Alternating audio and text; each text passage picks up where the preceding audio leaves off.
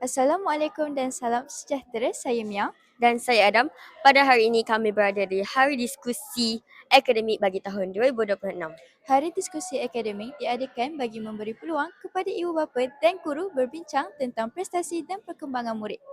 Hari diskusi juga dapat mengeratkan hubungan antara pihak sekolah dan ibu bapa demi kejayaan murid.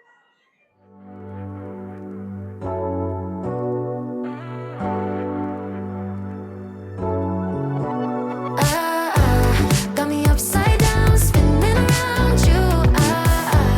Wanna taste the clouds, dance with the moon. Take a trip around your body. Boy, I love the way you Sebutan emosi, serta semangat dan penghargaan. losing all my focus. I can't even control it. You know your lips are golden, baby, get me high. Taat kepada perintah Tuhan. Taat kepada ibu bapa dan guru. Belajar bersungguh-sungguh. Tidak membuang masa. Got me upside down, spinning around you. Wanna taste the clouds, dance with the moon. Take a trip around your body. Boy, I love the way you got me. Bersama saya Puan Hanizan. Puan, apakah objektif utama penganjur majlis diskusi akademik ini? Okay, hari diskusi akademik ini adalah satu program khas untuk membincangkan prestasi anak-anak, ya, khususnya pencapaian dalam peperiksaan pertengahan tahun. Ya, jadi ibu bapa dapat berbincang secara terus dengan pihak sekolah, guru tingkatan, guru mata pelajaran berkaitan dengan prestasi anak mereka, sasiah, ya, dan disiplin. Ya, dengan ini beberapa isu mungkin kita dapat selesaikan, ya, dan dapat meningkatkan, ya, motivasi, ya, anak-anak dan hubungan yang rapat, ya, ibu bapa dengan pihak sekolah. Kerana sesungguhnya sokongan ibu bapa ini sangat penting, ya, untuk meningkatkan prestasi anak-anak dan membantu pihak sekolah dalam menguruskan disiplin dan pencapaian akademik. Apakah pandangan Puan? Apakah manfaat majlis pada hari ini? Majlis ini ialah untuk kita ni lah, tadi saya dah jawab juga, ya, dalam menjalin hubungan dengan parents, ya, supaya isu-isu anak, ya, disiplin ke, ya, pencapaian mereka dapat dibincangkan secara terus. Ya, pihak sekolah sentiasa terbuka, ya, untuk berbincang berkaitan dengan anak-anak. Terima kasih Puan. Got me starry-eyed.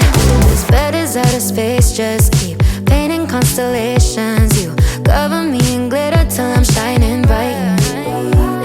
I never wanna leave the sky. The way you made me feel alive. I was in the dark and baby you're the light.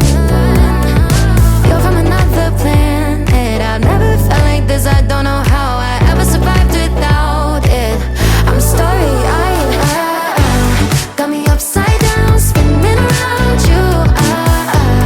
Wanna taste the clouds, dance with the moon.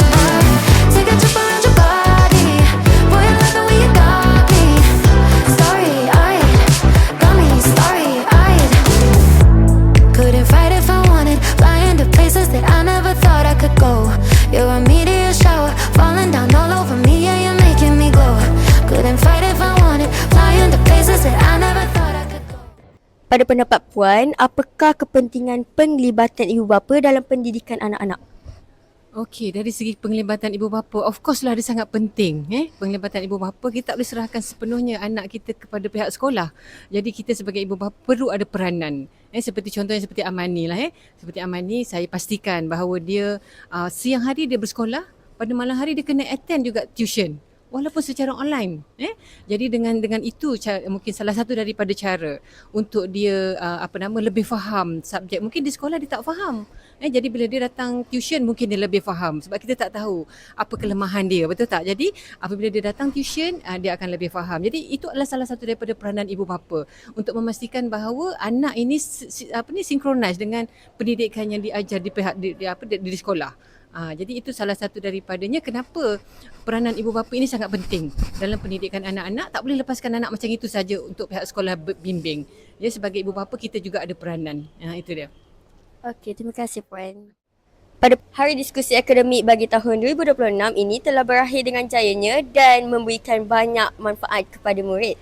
Diharapkan program sebegini akan terus diadakan pada setiap tahun agar prestasi murid sentiasa meningkat. Sekian sahaja liputan kali ini. Saya Adam. Dan saya Mia, jumpa lagi di liputan yang akan datang. Tell me now you're the one.